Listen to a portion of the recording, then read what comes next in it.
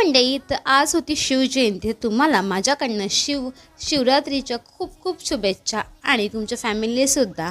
तर आज म्हटलं शिवजयंती होती, तर म्हटलं फोटो वगैरे पुसून वगैरे घेतलं आणि पूजा करून घेतली. त्यानंतरला म्हटलं आज होतं गुरुवार आणि आजचा दिवस खूप जास्त सुंदर होता.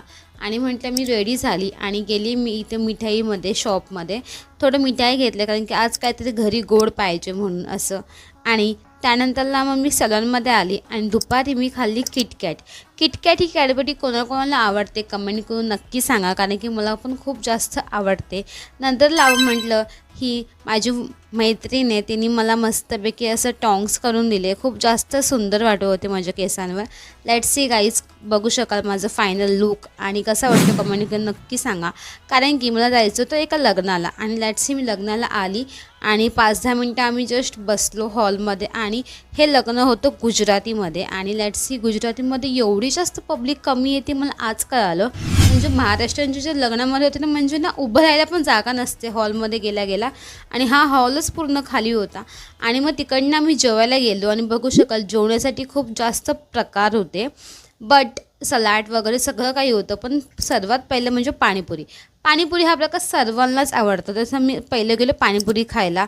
आणि मग नंतरला माझं फेवरेट म्हणजे मलाई सँडविच, कारण की मला खूप जास्त आवडतं. आणि म्हटलं मी पहिलाच म्हणजे ताटामध्ये गेल्यानंतर पहिलाच घास म्हणजे मलाई सँडविच मी खाल्ला, कारण की मला खूप जास्त आवडतो.